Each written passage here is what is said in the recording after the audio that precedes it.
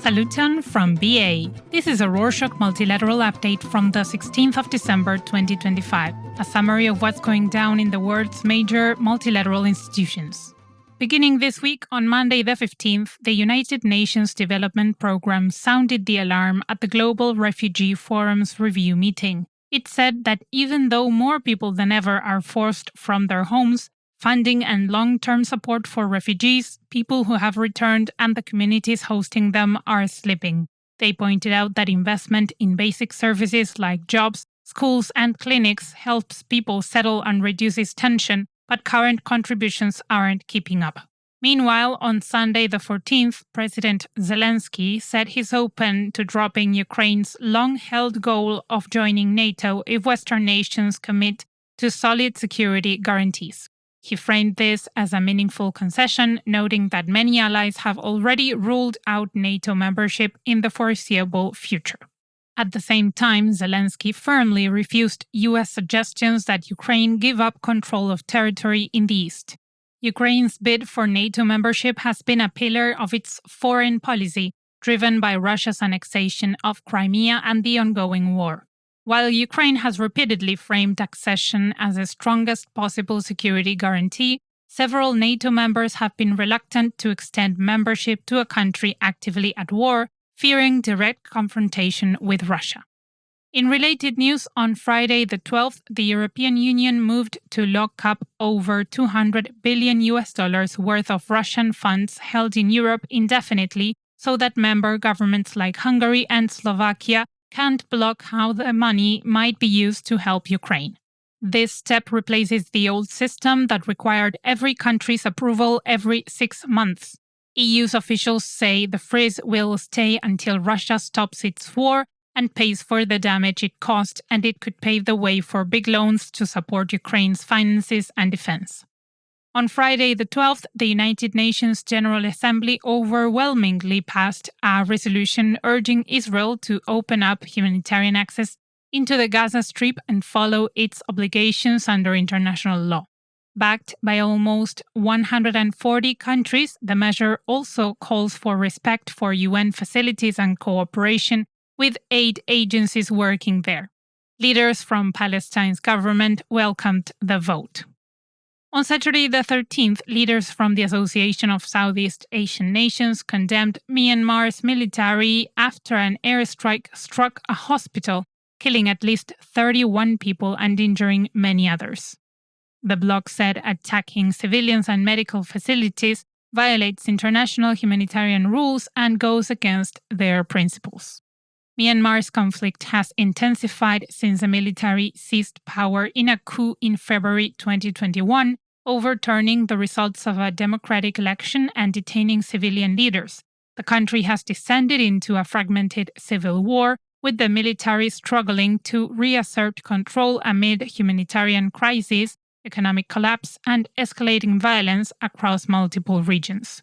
On Thursday the 11th, the Organization for Economic Cooperation and Development and Asian Development Bank released a report saying that Southeast Asia's recent economic gains won't stick unless governments build up strong institutions and keep public finances under control. The analysis suggests better budgeting, fiscal planning, and broader use of digital tools can help officials deliver services, support growth, and handle challenges like urbanization and tech shifts.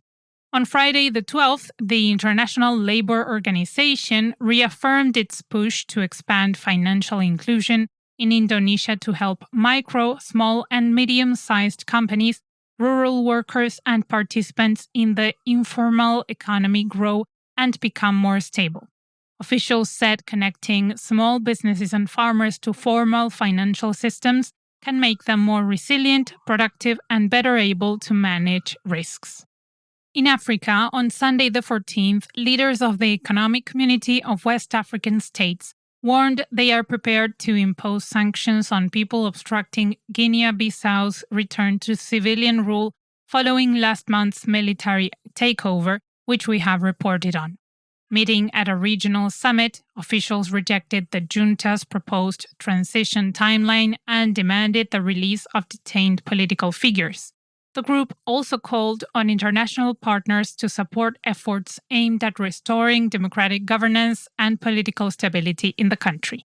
On Friday the 12th, the United States told the United Nations that it believes Rwanda is fueling wider fighting in East Africa by backing the M23 rebel group's push in Eastern Democratic Republic of Congo, undermining a recently signed peace deal and risking regional spread of conflict. U.S. Ambassador Mike Waltz said Rwanda should respect Congo's sovereignty and stop supporting the offensive. For our last story on Africa, on Friday the 12th, the International Monetary Fund staff finished a technical mission that focused on helping Ghana. The team met with government officials, civil society groups, and development partners to talk through priority reforms in areas like public finance, revenue management, transparency, and accountability. Officials said the work is meant to support ongoing improvements in how state institutions operate and to coordinate support from partners as Ghana moves ahead with these governance changes in the months ahead. In health updates on Thursday the 11th, the World Health Organization said a fresh review by its expert vaccine advisory group again found no evidence connecting vaccines to autism.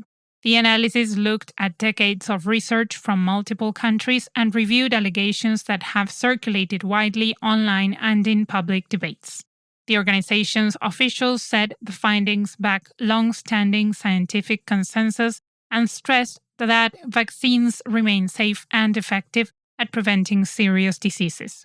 The public controversy linking vaccines to autism originated about 40 years ago after a now discredited study falsely suggested a connection between a specific vaccine and autism. Even though the paper was retracted and extensive research involving millions of children has found no evidence of such a link, the allegations spread widely through media coverage, celebrity activism, and online misinformation.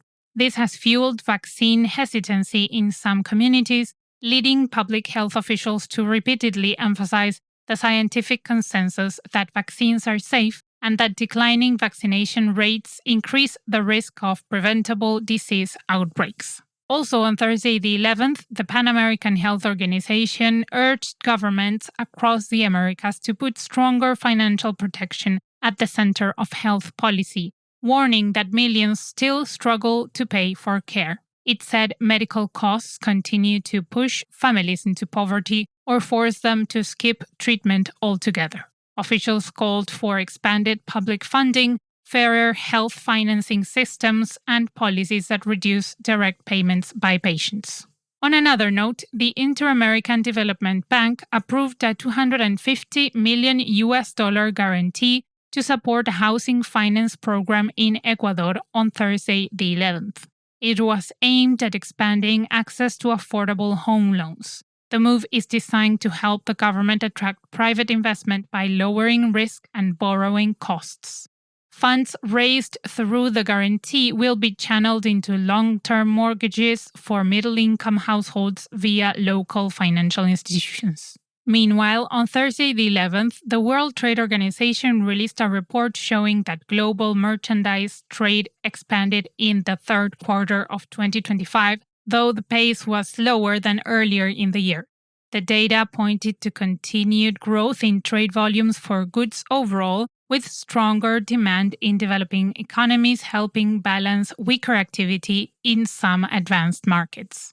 And to close this edition, an opinion piece published on Sunday the 14th by the editorial team of The Guardian argued that a ceasefire between Thailand and Cambodia has quickly unraveled, exposing how fragile the deal always was. The editorial says the truce rested more on political theater than real diplomacy, with deep mistrust and resolved border tensions left untouched.